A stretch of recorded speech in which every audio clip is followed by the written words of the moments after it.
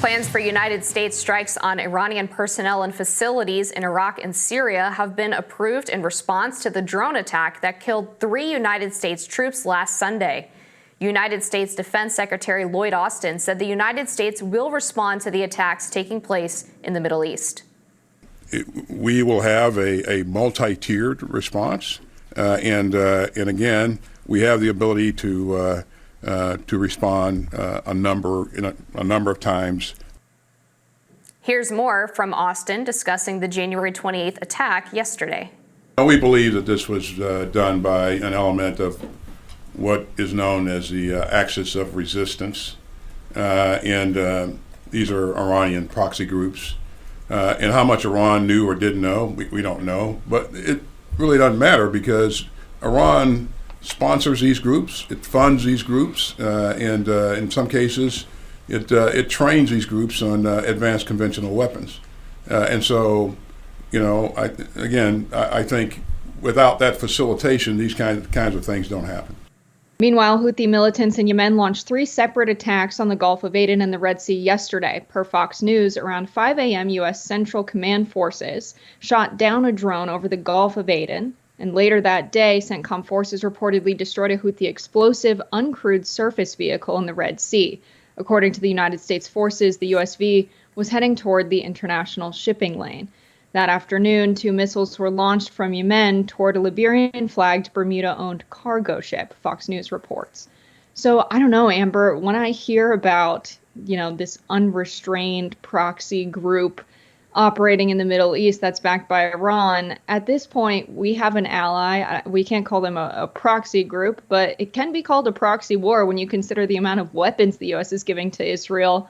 And now, currently, you have the administration, Netanyahu and the like, that have openly said they want the entire land to be Israel, from the river to the sea. And then the United States, you have the Biden administration saying, no, there needs to be a post-war Palestinian state, something that Israel disagrees with, not just in that sentiment from the river to the sea. They've explicitly said there cannot be a Palestinian state post-war.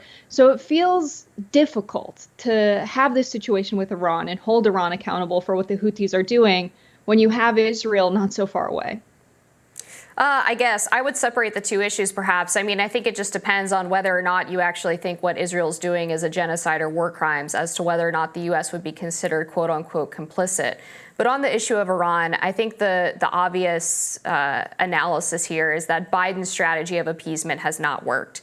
He has tried since the beginning of his presidency to basically conduct a shadow Iran deal. He lifted sanctions on Iran. He agreed to releasing all kinds of funds that were held up in exchange for hostages and prisoner releases.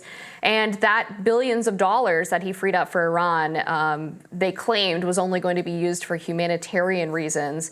But of course, money is fungible. So now they have an additional $6, $7, $8 billion that they can use to fund these militia groups and fund the manufacturing of the weapons that they're using to then kill American service members. I think it shows a really disturbing level of weakness that it took Biden 3 or 4 days to even decide what he wanted to do in response to this. The general rule has been you don't touch American citizens, you don't touch a hair on their head. We now have 3 of them dead, and we have the president waffling over what he wants to do. To me, this is a complete abdication of leadership. I'm not advocating for war in Iran. I think strikes, if done, should be very carefully targeted. If we do anything, we should absolutely reimpose sanctions on Iran. But to turn around and do nothing sends a very dangerous signal of weakness. And unfortunately, that's been sort of the tenor of the Biden presidency. Meanwhile, United States intelligence officials have estimated that Tehran does not have full control over its proxy groups in the Middle East, including those allegedly behind the attack and death of U.S. troops in the recent weeks, according to Politico. Officials say Tehran does not appear to have complete authority over the operational decision-making of the Quds Force, an elite branch of Iran's Revolutionary Guard Corps that is responsible for sending weapons to militias in Iraq and Syria and the Houthis in Yemen. Meanwhile, President Joe Biden called one of the 3 families who lost their child in the attack on United States troops. I know there's nothing anybody can say or do to ease the pain. I've been there. Yes, sir, we understand. the parents overcome with emotion when the president reveals how their daughter will be honored. We're promoting her posthumously to sergeant. Oh, wow. That is the best news I've heard today. Thank you so much. You don't know how much that means to us. Oh, well, I tell you what, it means a lot to me. My son spent a year in Iraq until I lost him, and I 1% of all these kids are the ones that take care of 99% of us. So at the end of that clip there, Jessica, you hear Joe Biden bringing up his son, Beau, and he does this a lot when he's talking to military families. And I understand that his son served, but he didn't die in Iraq. He didn't come home in a flag-draped coffin, as he often tells people. His son died years later after returning from serving of brain cancer. And Biden believes that this was due to perhaps toxic fumes that he inhaled while he was serving, but it's not the same as someone being killed while on deployment. And I think the fact that he keeps trying to make these people's grief his and about him is very disturbing. There's been some military families who have spoken about this and are quite angry and furious at the way that Biden talked to them about their dead children. And it's a reminder, I think, of the false media narrative that was pushed around during the campaign and even after he won election, that Biden was this so-called empath in chief, that he was going to help the nation grieve the previous 4 years of Trump. I think it's totally bogus, and it's just downright bizarre that he continues to lie about the circumstances of his son's death. Yeah, I mean, there were a lot of people who served in Vietnam that came back that later died of Agent Orange. Would I say that if the Vietnam War never happened and they never served, they wouldn't have died? Yeah, I do. I do think that. And so, yes, of course, there's all kinds of dangerous chemicals used in the weapons that are used in combat. I think just having a family member who has served, there's something you can relate with the families that are grieving, bonding over, we understand the sacrifice that your family member has made. We understand the feeling of sending them away, knowing that they're making this potential sacrifice, the ultimate sacrifice of losing their life for their country.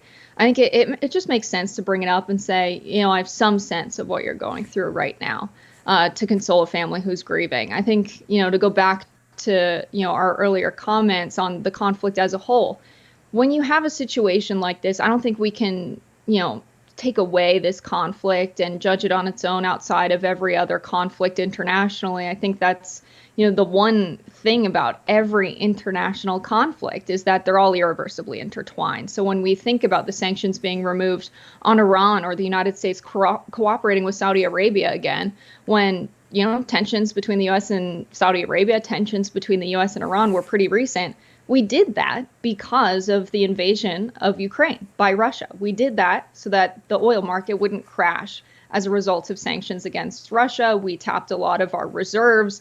And so we made some moves politically because we wanted some oil to be opened up, because we cared more about Russia than we cared about Iran and Saudi Arabia at the time. And so now we're in this situation where we care far more about the situation in Israel than we care about Ukraine and Russia and freeing up oil and energy prices in Europe. And so now we're probably happy to sanction Iran again, just to make a point about the Houthis' attacks on shipping and about what's going on with Israel and tensions in the region. And so I really think all of these conflicts are intertwined in a complicated way because the United States doesn't relate to other countries with any consistent moral code.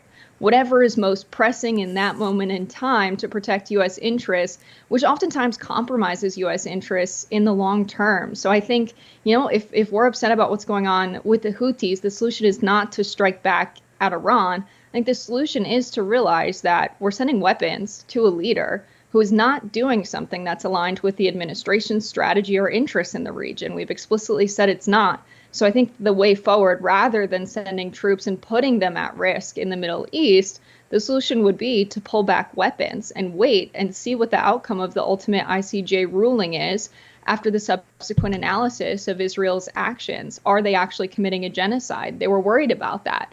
And there's going to be follow-up about that. I think it's time for the U.S. to pull back. That would be the smart move diplomatically and would be in the best interests of the working people across the country that go on and lay their life's on the line to serve the country.